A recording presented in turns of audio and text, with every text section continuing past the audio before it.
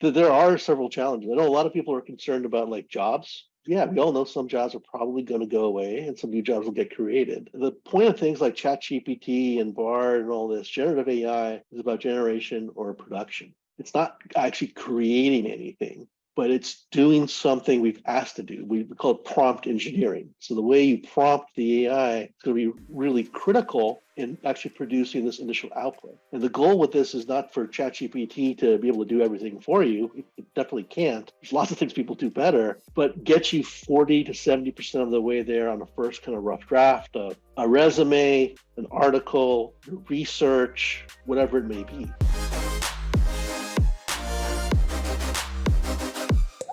This is Alex Cleanthus, and today we're talking with Neil Sahota. He's an IBM Master Inventor. He's an artificial intelligence advisor with the United Nations, and he's the author of the book Own the AI Revolution, which was written 4 years ago now. And there's a lot of change happened just in the last 6 months, right? And today we're going to be talking about how these AI tools and software like ChatGPT and Bard and Midjourney and so on are going to affect the future of business. And I'm excited about this one because I think you may know something if you're advising the UN about AI. So I've got some really interesting, hard questions, and let's just have the conversation, right? Look, I think they're probably going to be simple for you, but I'm pretty basic, I think, compared to you. So let's get straight into it. So people have been making predictions about actually how AI is going to disrupt the world, but it seems that nobody was prepared for ChatGPT. Everyone thought that it was going to be the physical world first, but what it seems to be is the information world. So what has ChatGPT actually just done for society right now? Because it's now front and center, and it seems like everyone is speaking about it.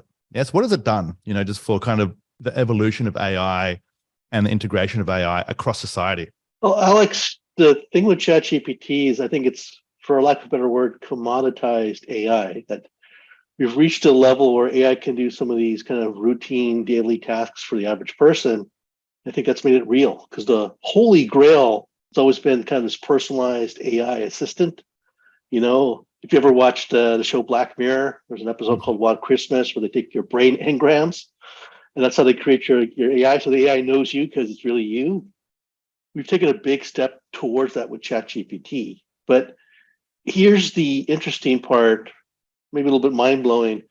ChatGPT is part of something we call generative AI, but generative AI has been around for about 9 years. So everyone asks, well, why is it suddenly hey, in January, ChatGPT exploded? It's just the level of kind of cross-training that the AI has received.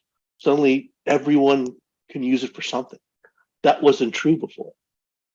And so what's interesting is that all the big tech companies and all the big companies kind of had access to this tool. And now, just like what you said, it's commoditized it. So now everyone has access to this tool. And now it is creating challenges that society maybe wasn't prepared for.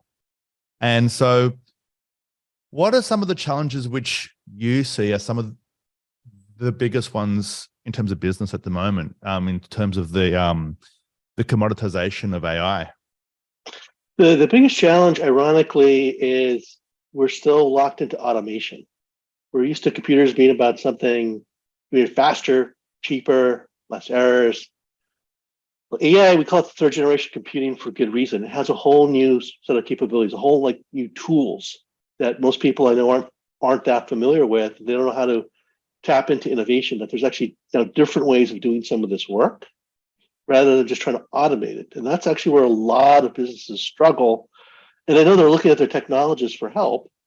The challenge, though, is there's lots more tech guys out there, but they often don't know the pain points of a marketing analyst or a lawyer or a finance guy or a doctor. People understand where to actually apply it.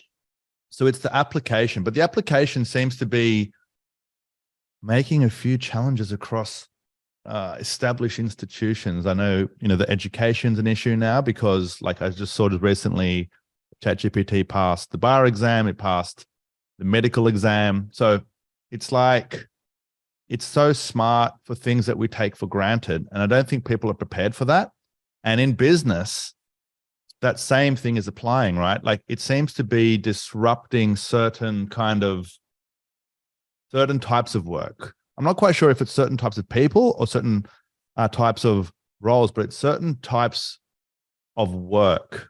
But it seems that like it's causing a lot of concern out there. It's causing concern from businesses who don't know what to do with it. It's causing concern from people like Sam Altman and Elon Musk who are scared about, the possibility of the end of the world because of AI becomes unleashed and too powerful.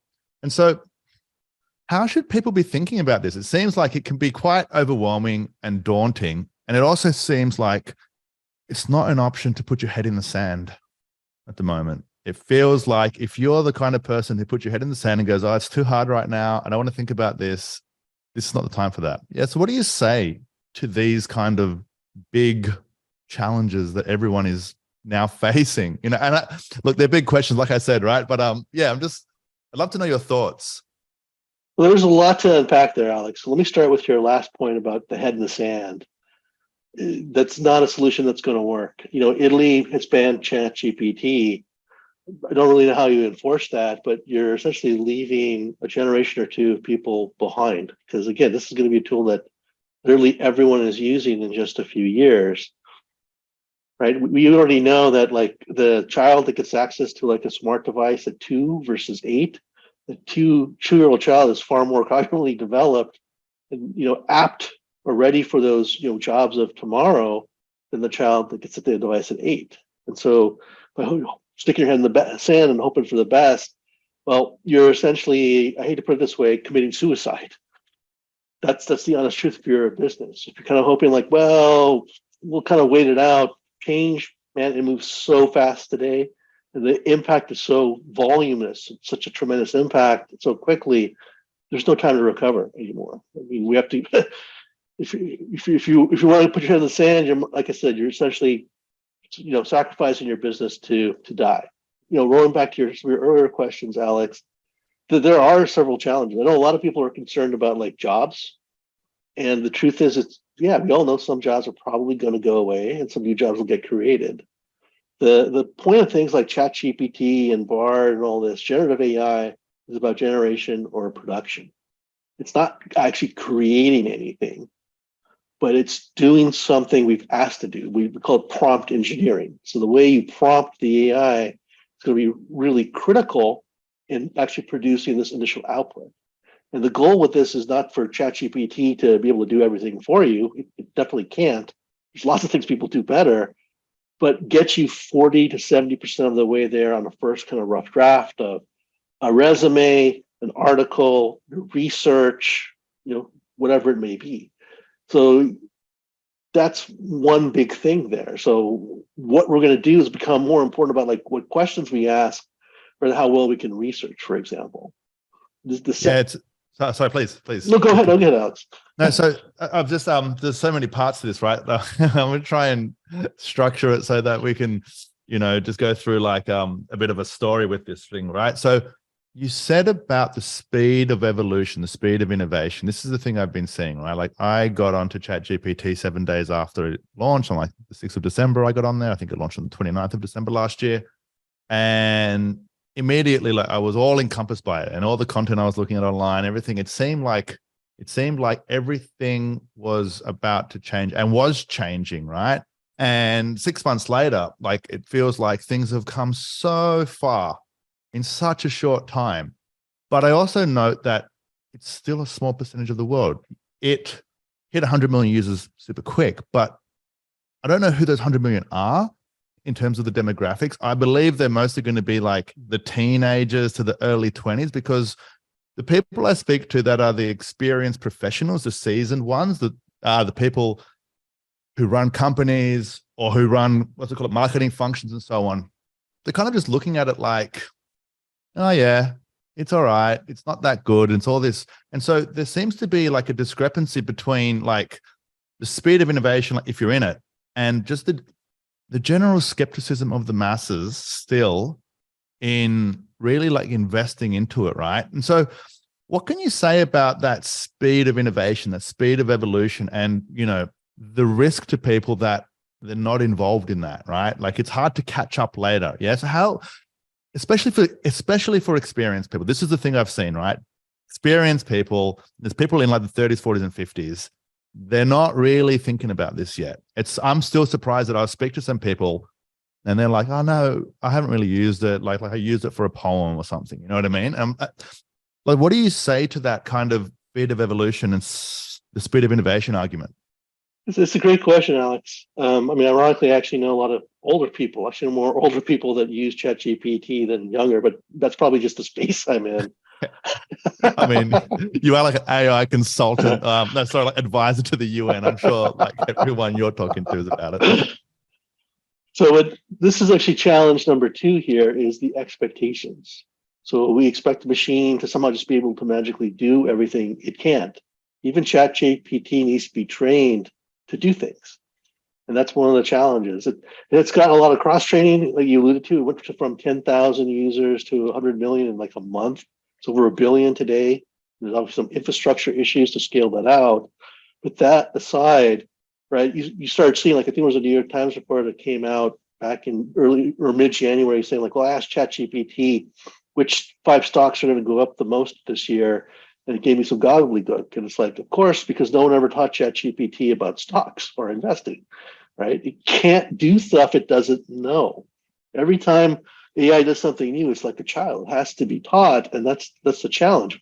There's a lot of stuff that's been done. Like I know a friend, he's like in his early 50s, he's using ChatGPT for job hunting. He taught ChatGPT his work history, his skill set, and then he just gives ChatGPT the job description and it generates a resume and cover letter trailer for that position.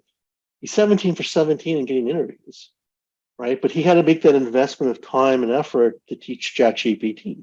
You know, that's like a small thing. And that's where I think a lot of businesses are actually struggling because the expectation is it's AI. It should know everything, right? It should just be able to do everything. No. And then ChatGPT in particular, it doesn't have any data after 2021.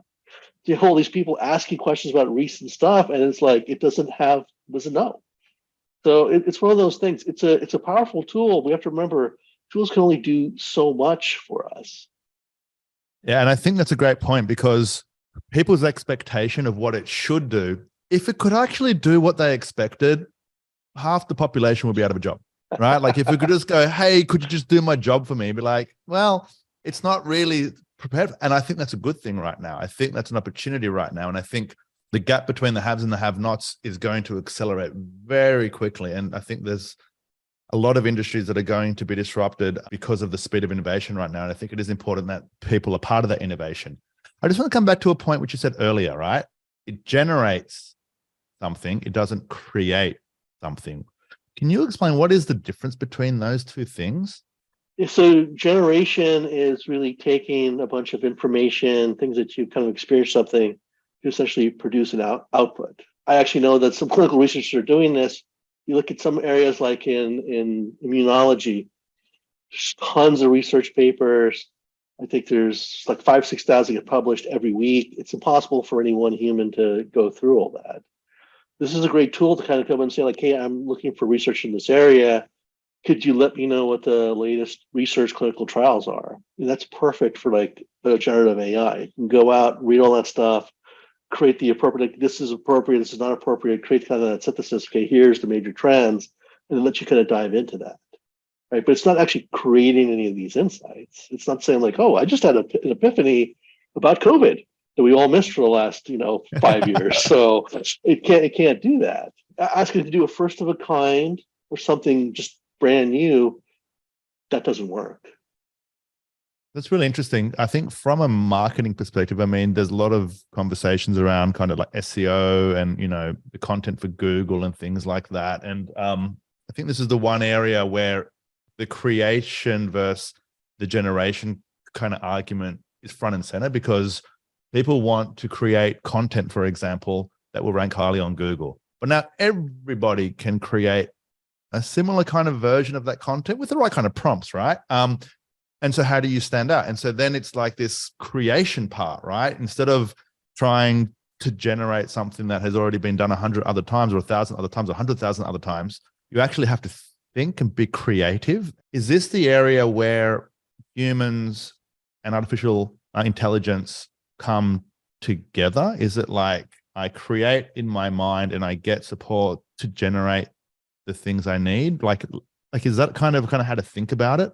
That's actually spot on, Alex. We actually call that hybrid intelligence. This is not about natural intelligence versus artificial intelligence.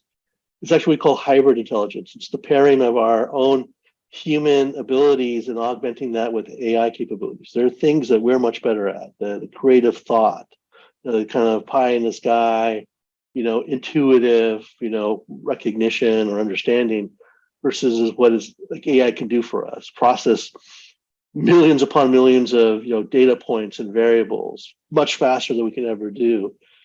That's where we're really moving towards. People always ask me, and I hate these questions. I'm going to shoot myself in the foot now, like what the world's going to be like in 10 years, because that wasn't part of my question because I knew it was too far away. I know, but I think in 10 years it's going to be like everything is going to be like hybrid intelligence. Is that we as people are going to be doing one piece of the work, and we have all these AI tools to help us supplement and do that. We were already seeing with generative AI that, especially like in research, a lot of people are no longer having to spend all this time, looking at research papers, all the stuff, or previous law cases, whatever it might be. You have a tool that's cut that time down by 70, 80% for them, and now they're free to actually do a much deeper analysis, look for more, subtle insights, draw more complex conclusions, or do more value-added type of work. And I think that's really the ultimate goal. It's not about, hey, we're going to go into the Wall-E world, machines will do everything for us, and we get kind of lazy and fat and all that. I think, ironically, every time we have technological innovations, humans wind up working more, not less. And I think that's the opportunity in front of us, especially with businesses, is that we have a chance to free up our human time to work on more complex problems, more value-add solutions. We're in an economic time that is less than positive, let's call it. I don't think they've said that there's a recession yet. I think they're just kind of trying to avoid that, but there's wars, there's a pandemic, there's inflation, it's everywhere. So costs are high and lots of businesses are looking to cut costs. And this seems like a really kind of obvious way to improve efficiencies and to create the same value or improve the value just with less resources, right? What does that do to the rest of the people, just where this has been kind of like disrupted, right? Because it seems like all the admin support, like all the menial jobs that were really important before, right? They were a part of a process, can be done in a second now with ChatGPT sometimes, right? It's like, you know what I mean? So, and this is a bigger question, but because you advise the UN, I figured I can ask you these big ones, right? What is the way to think about, so where the world is going in terms of the labor side of things for the less skilled, non-creating style jobs? That's unfortunately the big challenge, Alex. We know that, some jobs will go away or there'll be a lot less work. Like you talk about the admins, it's not like their entire set of work will go away or some, unusual things that AI will never be taught or trained on to do, but that might be 10, 20% of what they do today, right? So either you got to train them to do other things or find other work. And some of that will happen. Like, you look at law firms are always trying to realize that, what lawyers do the first like 3-4 years out of law school, most of that will go away. That kind of legal research, filing, court document kind of stuff, a lot of that can be done by AI, at least a good chunk of it. So now you need those lawyers to actually do other things, but they can do more valuable things like spend more time with clients, think more about case strategy, maybe start learning how to do rainmaking or business development earlier. But there's also a population out there that they're going to unfortunately wind up getting left behind. And that's the worst thing. You look at like a 50-year-old taxi driver today. Some point in the near future, autonomous vehicles will be the norm. You don't need a taxi driver anymore. What do you with that person? They're 50. They probably have a family. You can't say go back to school for 6 years. That's the big challenge everyone's facing. And the problem is we're so used to being reactive thinkers. Going back to what we were talking about earlier, kind of in the sand, the runway to help these people is rapidly shrinking. Right? I was actually speaking a couple of weeks ago with a county in California. We'll keep them nameless, but they started kind of looking at some of the numbers and they got freaked out because they're like, almost 2/3 of our jobs are in hospitality and transportation. And those types of jobs are actually ripe for automation. They're like, we actually now seen scenarios within the next, 4 or 5 years where 1 million people could be out of work in the span of 8 weeks. Like, we don't have the resources to pay those benefits, to do the worker retraining, to even process the paperwork they're going to file. And they're like, we never realized how quickly this could happen, at the scale it could happen. And so that's the big challenge a lot of us is facing right now, is that historically something happens, something bad starts happening. We have time to react to it, figure it out, course correct, get people ready. We're looking at a time now where things are so rapid, so vast, that literally in the span of, like we saw with ChatGPT, you can go from 10,000 people impacted to 100 million people impacted. What do we do? You mentioned before that it went from 10,000 users to 100 million. And did you say like it's basically hit the 1 billion mark now? Yeah. They hit 1 billion users. Yep. What's that? 6 months. That's crazy. So what does it do to the two, right? Because in terms of actually how AI works, the training models actually learn, right? And now there's 1 billion people and they're all training the AI now, right? Like in some way, right? What does that do to the AI in terms of the speed of its quality outputs? Well, this is the interesting thing. It's not one ChatGPT servicing 1 billion people. It's probably 100 million, or depending on how many paid users there are, versions of ChatGPT. So every people that are especially paying for it, they have kind of their own version of it, so that their own models, their own data, they get to keep that. So there's not like one Uber ChatGPT, but this is the challenge. We probably would be at a couple of billion if they could scale the infrastructure out faster. But this is, again, goes back to the expectation problem. Like, hey, I saw that company do that with ChatGPT. How come when I try it, it doesn't work, right? They have their own private version of it. Two different types of ChatGPTs. I tell people it's like a car. You own like a Toyota Camry or a Honda Civic. It's not like there's one Camry everyone shares. There's 1 million Camrys out there. It's the same thing with AI systems. You have your own, essentially, instance. So you have your own instance, but surely they would be connecting the instances in some way. There must be some kind of like a feedback loop, or is that not really how it works? Like, I would assume, is that how it works? No, it's not how it works. Otherwise, most businesses wouldn't do comforting. it. That's comforting. Yeah, most businesses wouldn't use it. They don't want their trade secrets to get out there. If you're on the public version of ChatGPT, the non-paid one, that's different. You agree that whatever you're doing gets owned by OpenAI.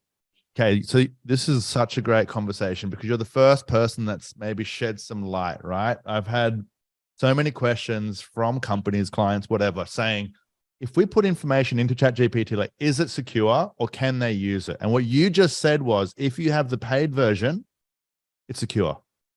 Yeah, if you're paying and it's in the terms and conditions, it says that you retain rights to your data and your models. I mean, you're paying for a service, so it's still your IP. That's the key thing. Free version is like that's the training data, essentially, or the training. Yeah, and that's how they were able to do all this kind of cross training. But remember the old adage, Alex. If you're not paying for the product, you are the product. I love that one. Thank you, social media companies. That wasn't around in the beginning of the internet. Even though Google was the one, it was only when social media started to sell all of our data that we really were like, oh, actually, hey. So we are the product if it's free. If it's paid, then it's our product. That's a really good way to put it. So if you're using the free version with sensitive information, stop. Yes. Stop now. Stop now. Stop now. Okay. This might not be something which you can answer, but I'm getting answers which I haven't been able to get from other people. If I put something into ChatGPT, the free version, can that appear in somebody else's, I guess, like information now? Like if I share some information about myself and I want some information about that, and then someone else searches Alex, can they find the information I've put into it now or not? I mean, in theory, it depends on how much of that is actually private versus public. But if you're using the free version, it becomes part of ChatGPT's model set, data set. I'll Okay. just give you an example, Alex. This wasn't any special training, but recently I was asked to do a fireside chat, and the organizers, they actually used ChatGPT to write my intro. And there's plenty of public information on me, no special training required on that, but it actually wrote a really nice intro. But then every question they asked me during the fireside chat actually was generated by ChatGPT, because they're not experts. They didn't even know what to ask about their industry and AI.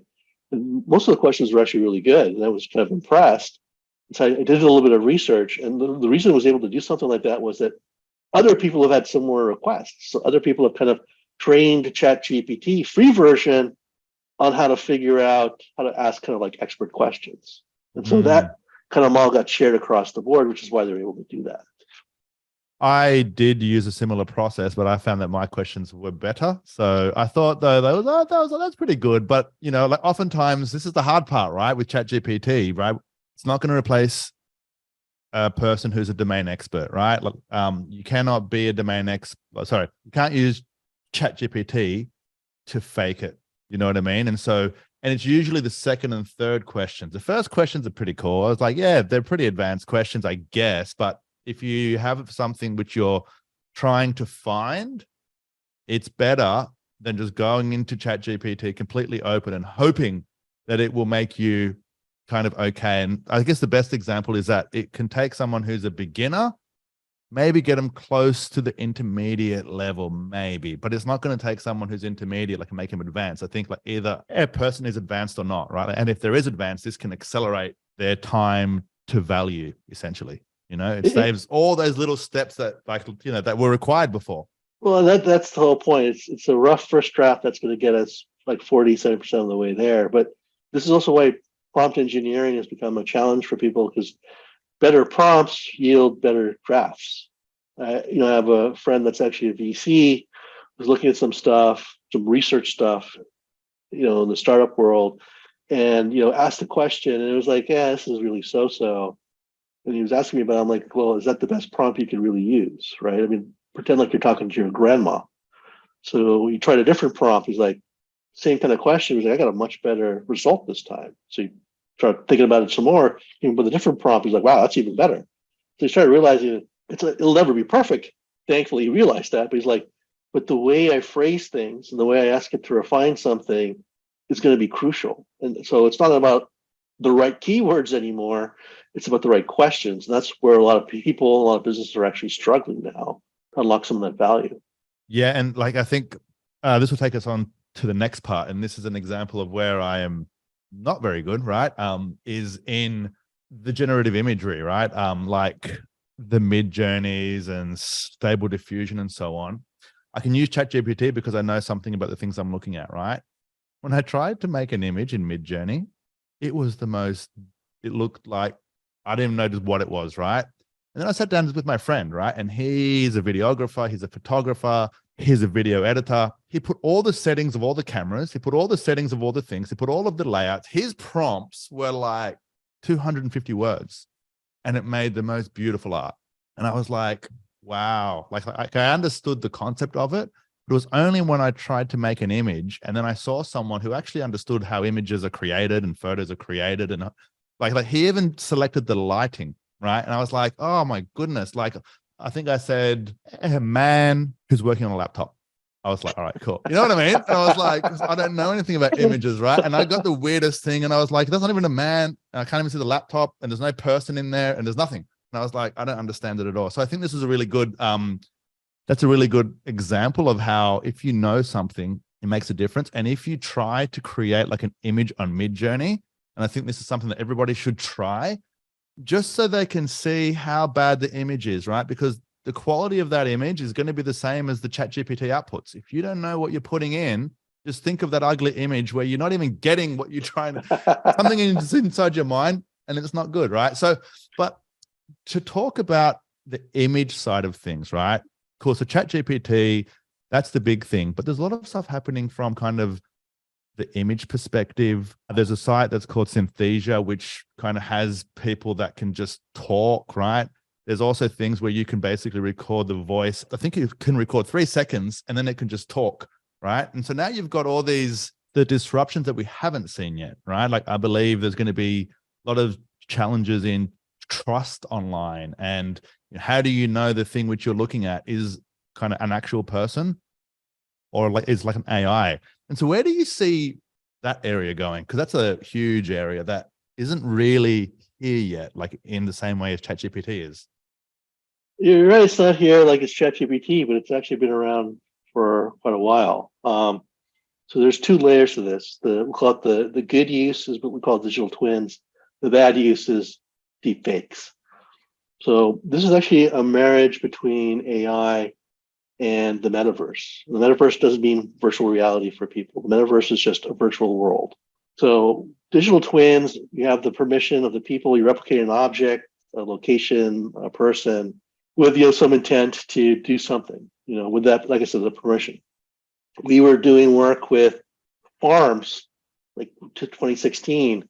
We could replicate the entire farm, create a digital farm in the virtual world, and we could experiment with AI. We could actually look at different things and say, okay, soil content, predicted climates, predicted prices, types of seeds, if we plant, rotated, that kind of stuff. What's kind of the outlay, production, cash crop type of thing. And so it gives you a freedom to experiment. That's the biggest thing. Take some risks and experiment, see what actually works. Very powerful. I believe GE and Rolls-Royce now both use this technology to design jet engines, because now you don't have to have a physical space, you don't have to have materials. If the engine accidentally blows up, no one dies, right? Helpful. So it's on a very large macro scale right now. And I know a lot of actually C-suite and boards, but actually work with some of these big companies, so they can kind of experiment what to do with their business and their strategies and even the future of work. But the flip side is deepfakes, which is creating this digital twin without the permission of the person, with the intent to actually use it for malicious use. And that's the biggest challenge. This stuff, unfortunately, digital twins started around 2015, 2016. Deepfake started shortly after. And there used to be let me roll it back for a second. I'm sure people have seen the deepfake videos with like President Obama and Zelensky telling the Ukrainian troops to settle down. There was a recent Pentagon photo that came out that looked like it was on fire. Right? How do you deal with that? And that's the challenge. In that this stuff actually started with the web or an app called Deep Porn, where I think it was in 2018. Some people realized they could readapt some of this technology and say, hey, you have a nasty breakup with someone, or you don't like somebody. There's plenty of photos, video out there on all of us today that we can insert them into a fake pornography video, make a fake one. What does the average person do? It looks a little clunky, that kind of stuff, but over time, people learn that to teach the AI body language, mannerisms, little ticks on your face or whatever, your word choice, that it's hard to distinguish. There was the case, Alex, recently, I think, in the States, where a woman got a call. This guy said, hey, we kidnapped your daughter. Let me talk to your daughter. And you hear this audio of the daughter on the phone. It sounds like her. And she thought it was really her. Trying to get a hold of her daughter, see what's going on. But what tipped her off it was a fake was that they went from $1 million ransom to like a $50,000 ransom right away. So it's something that seemed weird. It wasn't that anything wrong with what the daughter, deepfake daughter, was saying. It was that. 2 weeks later, this was tried again. But this time, I guess, learning those lessons, unfortunately, they were able to extract, I think, $48,000 from these parents. So that's really become the big thing is, when you talk to someone, how do you know that? Because even in job hunting now, it's become that you'll get this better, hey, it's an HR person wants to do a screening, it could be a phone call, it could be a Zoom call, right? It looks like the person, they're stealing information off LinkedIn. So you think you're talking to someone with the company, and it's really a scammer trying to get your info. That's kind of scary, isn't it? And I think, like that makes me just never want to answer the phone again. I mean, I already don't answer the phone, to be clear, but I just never want to answer, because it could be a scammer just recording your voice for 3 seconds. Then they're going to call your company and say, hey, this is Alex. Can you please pass all this information? I need like bank transfer, go now, And so I already was bad at answering the phone. Now it's terrible answering the phone, but I guess they could just get it from all of the YouTube videos, right? So they don't even have to call me anymore. Like if there's something online or your social media, I'm sure they could probably scrape your social media. So there's a lot of issues around trust, right? And I think trust is going to be the new kind of currency, and proving trust is going to be something that's really quite interesting. What are some of the things that they are trying out there to just establish some trust, like, because this seems like, especially like around like elections and stuff, this would seem like a really big issue, right? And especially the fact that most people, they're not across AI, like if they see something, they believe it, right? So this thing has to happen kind of like independent of the general kind of population, so what do you think is going to be happening in that respect? Because I think it's going to be the same in business, right? Hey, of course I'm talking to a customer, or I'm the bank, or I'm doing some kind of verification, or whatever it is, right? Like how is it going to be, or what are some of the things that they're working on? I mean, if you can share any. Yeah, I mean, right now it's like vigilance and analysis. So if it's a video, you try and look for weird shadowing on the face, or in the background, something like that. If they're saying things that seem a little not like their usual self, it's got to be a warning sign now. So that's kind of that kind of vigilance that's going on. And people say, like, especially with politics, could the campaign or the staff say that's not our person? Yeah, they could, but maybe the person really said that and it was a bad thing to say. So they say, no, that was a deep fake. Oh yeah, it's the opposite now. That wasn't me. That was a deep fake. Sorry. Yeah, that's the thing. People say, well, can't you train AI to look for deep fakes? The problem is deep fakes are AI systems that trained against AI systems to fool them. So you have to do a deep level of analysis, which takes time. And how quickly things can go viral. It's like, if it takes you a few hours to do the analysis, that 100 billion people may have already seen it. So that's the issue. Right now, we're looking for kind of a, for lack of a better word, like a blockchain token or something that is like kind of an authenticator, that whenever you publish content, you can put some sort of thing that goes off into the ether, and you can trace it back to an indelible record to show that that was really you or not. But that means we're checking everything, right? Detecting video is a little bit easier than audio, and that's a little easier than image. But image is the easiest to fake because it's just a still image, right? And we saw what happened with the Pentagon. It was like 100 million views in like a day or something like that. You had retweets from really famous, trusted people. It doesn't take much for these things to starburst. A couple more questions, and then we're done, which is good. And this one, I hope it's a simple one, but this is a question that we often are being asked right now, because I'm quite the innovator and I just run 100 miles an hour towards something. And then there's a lot of discussions around, what about the ethics of information that is not kind of created by you, that's already been used externally, or with imagery that is kind of taken online and stuff like that, because of how the AI actually functions. Doesn't create, it generates off existing information. So how do you talk about the ethics side of things, in terms of, because it seems like if you were to be 100% ethical, you wouldn't use AI, right? Because it's someone else's information somewhere. But that's not how the world works. It's like kind of saying that we should have encyclopedias in the house, and we shouldn't be using, sites like Wikipedia, right? So like, how do you think about kind of the ethics kind of side of this conversation? It's the big challenge, right? We don't have a universal definition of ethics and morals. There's no baseline for that, and it's a very personal, visceral thing. So I still think it's debated a lot, especially inside the United Nations. What do we do here? But let's look at the creatives, for example, right? I could go to Dolly 2 and say, create me an image of this, the Sydney Harbor, right? It can be something like, hey, can you make that in the style of like Andy Warhol? Hey, boom, it does that. I don't like to make it a style of Picasso. Like, boom, does that. Is that right? I mean, that's where the creative struggle.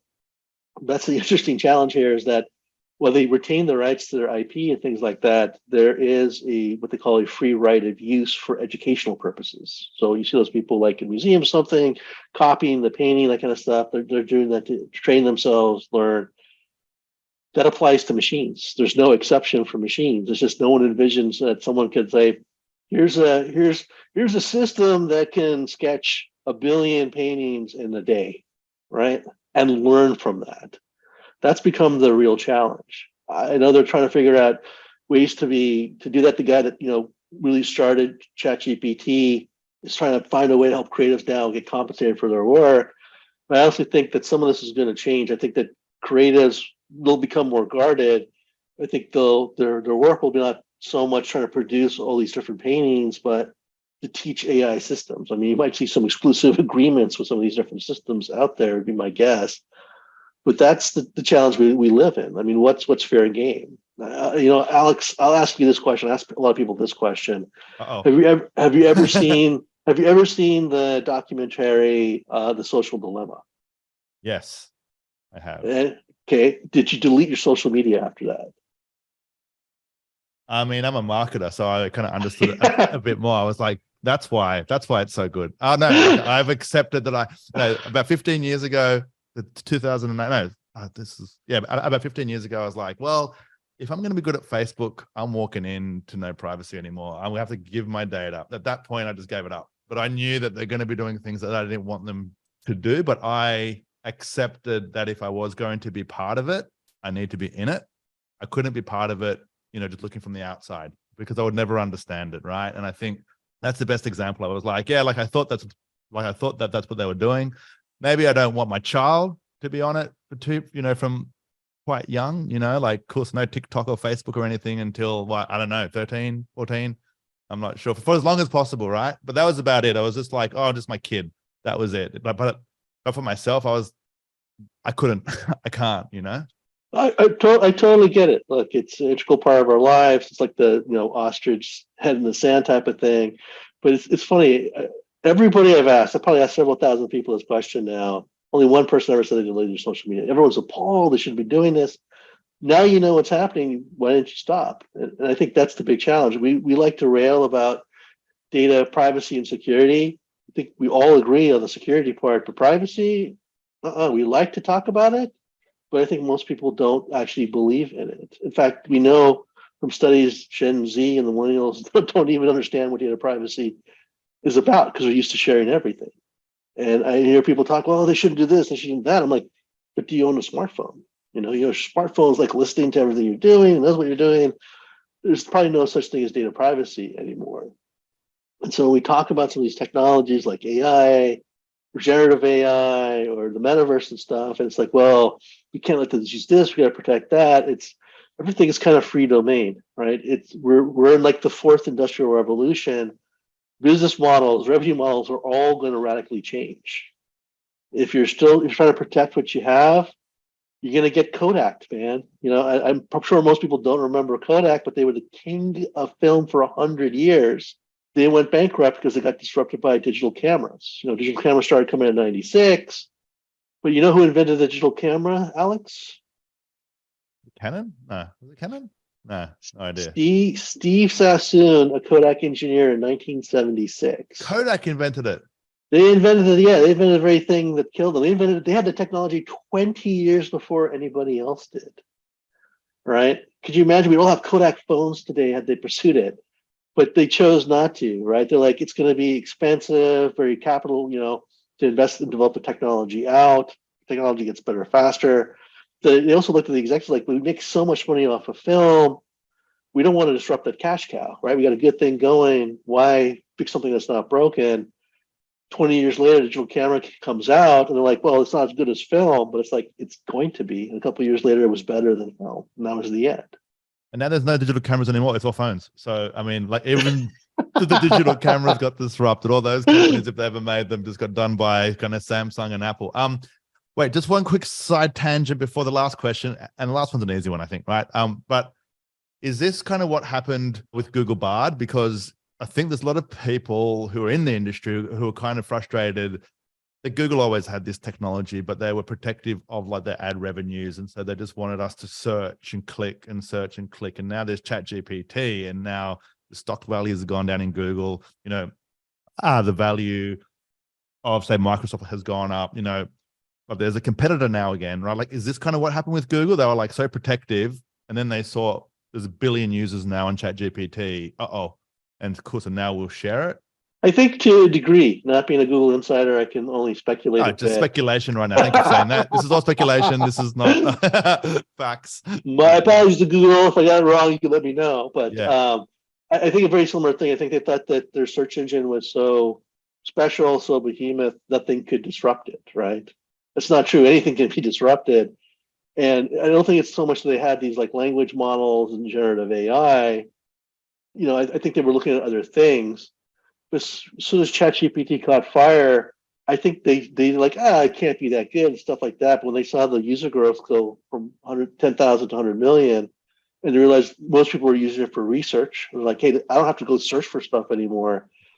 And that's when the light bulb clicked on, like, oh my God, we're toast, because they try to rush through a version of Bard, right? They brought their founders back, they did all these things. They're saying they're deep mind guys on this. They did a scripted demo, just trying to show, hey, Google, and they kind of made a couple of errors during the demo, even though it was scripted. So that didn't inspire a lot of confidence, but I think they were definitely caught flat-footed. That's Peter Diamandis, a good buddy of mine, always says you got to Uber yourself before you get Kodak, which basically means you got to disrupt yourself before someone disrupts you. So if you're not thinking about that, you got problems. Because if I remember correctly, back in the day, Airbnb, before it really got its start, took this idea to Marriott.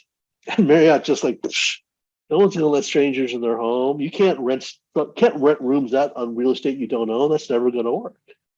And lo and behold, what's the biggest hotel chain in the world now? Yeah. Airbnb, right? Doesn't own any real estate. And I think that's the challenge, that you get so sucked into your world, you can't see the forest from your trees. If you want to be cliche, but you've been doing things for so long. It's not like you're doing anything wrong. You're doing the same for so long, and you've been so successful. It's hard to envision what's going to break that. I think there's also a story of how Google tried to sell to Yahoo for $1 million and they said no. So that's like, right. It's like the cycle just keeps happening over and over again.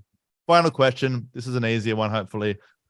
The parents of children who now have to grow up in ChatGPT land, like with all this stuff going on with the future of work and the future of business, so what do you say to parents about how they should be thinking about how much they should let their children be integrated with, ChatGPT and all these AI tools?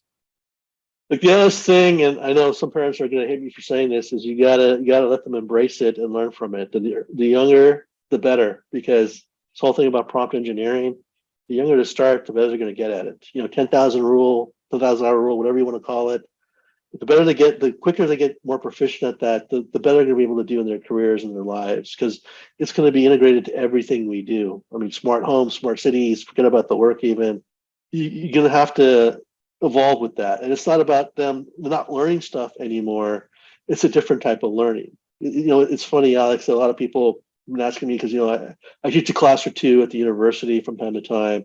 And like, well, what are you going to do now with ChatGPT? I mean, your MBA students might be using this. And like, they probably are. I don't care. And they're like, why don't you care? It's like, I anticipated this 5 years ago. So I changed how I test for knowledge. How do you I test for don't. knowledge then?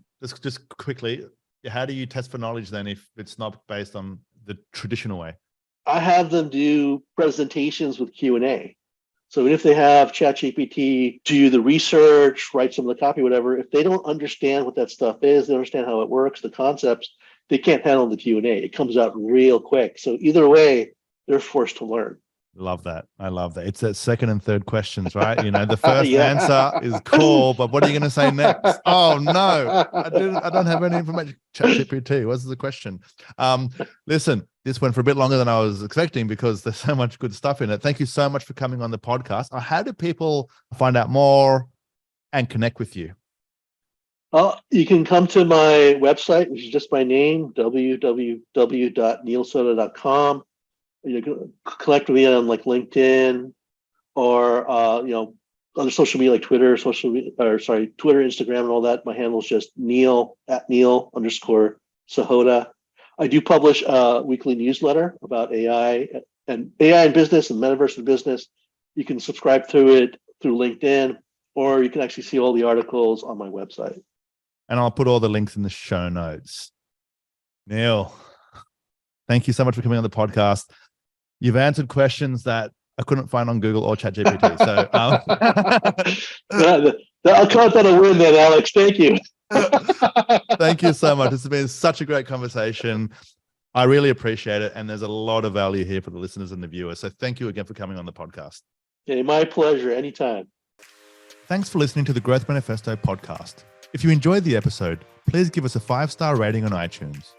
For more episodes, please visit growthmanifesto.com/podcast. And if you need help driving growth for your company, please get in touch with us at webprofits.io.